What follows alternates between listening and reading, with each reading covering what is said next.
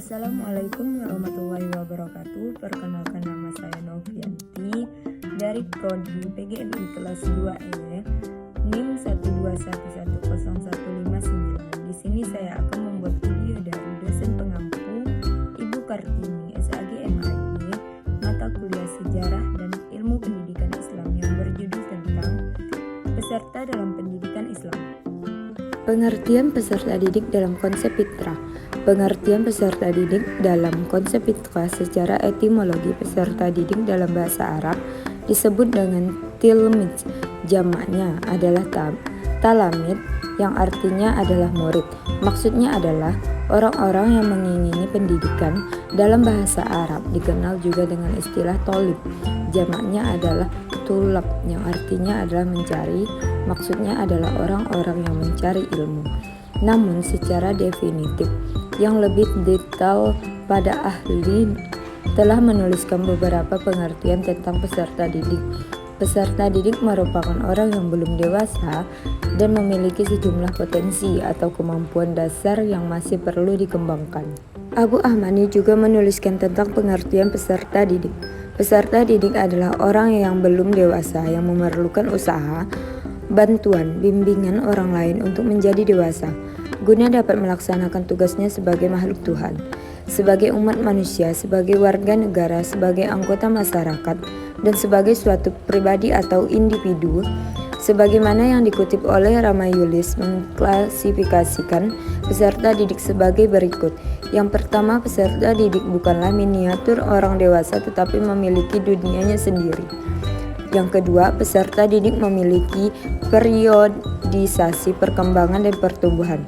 Yang ketiga, peserta didik adalah makhluk Allah SWT yang memiliki perbedaan individu baik disebabkan oleh faktor bawaan maupun lingkungan di mana ia berada. Yang keempat, peserta didik merupakan dua unsur utama, jasmani dan rohani. Unsur jasmani memiliki daya fisik dan unsur rohani memiliki daya akal, hati, nurani, dan nafsu.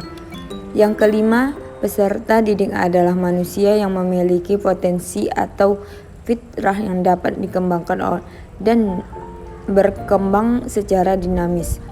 Dari definisi-definisi yang diungkapkan oleh para ahli, dapat disimpulkan bahwa peserta didik adalah orang yang mempunyai fitrah atau potensi dasar, baik secara fisik maupun fiksi, yang perlu dikembangkan. Untuk mengembangkan potensi tersebut sangat membutuhkan pendidikan dari pendidik. Hak dan kewajiban peserta didik. Al-Ghazali menjelaskan kewajiban anak didik pada bagian khusus pada kitabnya Ihya Ulumuddin dan Minhaj al-Amal, yaitu yang pertama, mendahulukan kesucian dari kerendahan akhlak dan sifat-sifat yang tercela.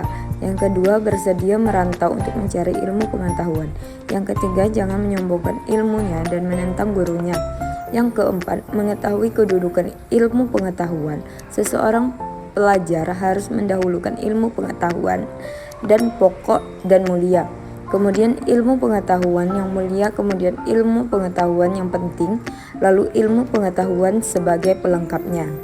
Sedangkan Al-Abrasi menyebutkan ada 12 kewajiban tersebut. Yang pertama, sebelum belajar, peserta didik mesti membersihkan hatinya, karena menuntut ilmu adalah ibadah.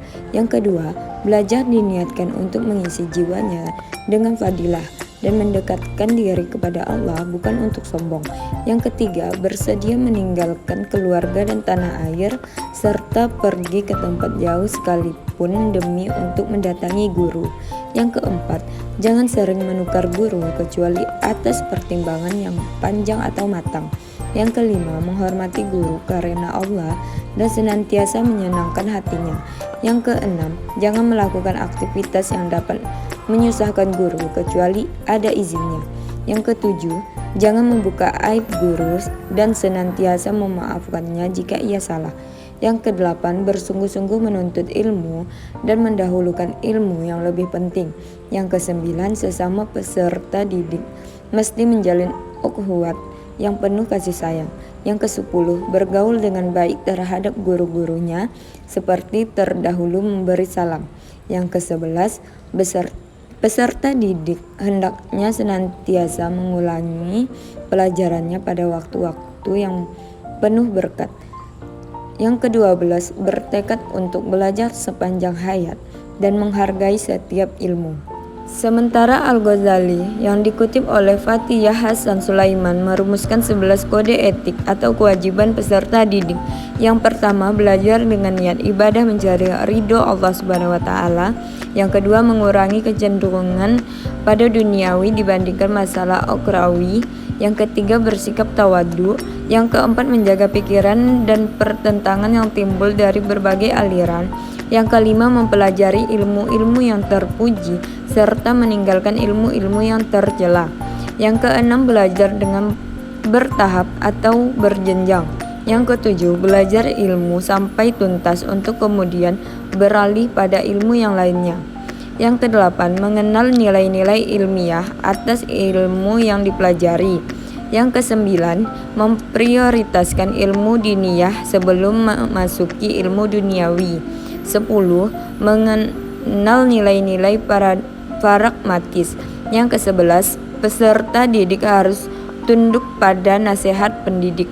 Sedangkan pada pasal 12 disebutkan bahwa setiap peserta didik pada setiap satuan pendidikan SD, SMP, dan SMA mempunyai hak. Yang pertama, mendapatkan pendidikan agama sesuai dengan agama yang dianutnya dan diajarkan oleh pendidik yang seagama.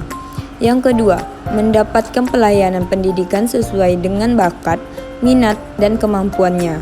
Yang ketiga, mendapatkan beasiswa peserta didik bagi yang berprestasi, yang orang tuanya tidak mampu membiayai pendidikannya. Yang keempat, mendapatkan biaya pendidikan bagi mereka yang orang tuanya tidak mampu membiayai pendidikannya. Yang kelima, pindah ke program pendidikan pada jalur dan satuan pendidikan lain yang setara. Yang keenam, menyelesaikan program pendidikan sesuai dengan kecepatan belajar masing-masing dan tidak menyimpang dari ketentuan batas waktu yang ditetapkan. Dari beberapa pemikiran di atas, dapat dipahami bahwa seseorang peserta didik dalam perspektif pendidikan Islam tidak hanya menuntut dan menguasai ilmu tertentu secara teoritis, akan tetapi lebih dari itu, ia harus berupaya untuk mensucikan dirinya sehingga ilmu yang akan ia peroleh memberi manfaat baik di dunia maupun di akhirat. Oleh karena itu, pendidikan Islam sangat mengutamakan akhlak seorang peserta didik. Akhlak tersebut harus diawali dari niat peserta didik itu sendiri, di mana niat menuntut ilmu tersebut haruslah semata-mata karena Allah Subhanahu wa taala, bukan karena tujuan-tujuan yang bersifat duniawi dijadikan prioritas utama. Selain itu, peserta didik harus menuntut ilmu berorientasi kepada duniawi dan ukhrawi. Terakhir, tugas-tugas peserta didik. Syekh Al-Jarnuzi dalam kitab Ta'lim wa Ta'lim menerangkan sifat dan tugas dalam menuntut ilmu. Yang pertama, tawadhu, ifah, sabar, cinta ilmu, hormat kepada guru dan sesama penuntut. Yang kedua, tekun belajar. Yang ketiga, wara, menahan diri dari perbuatan yang terlarang. Yang keempat, punya cita-cita yang tinggi. Yang kelima, tawakal.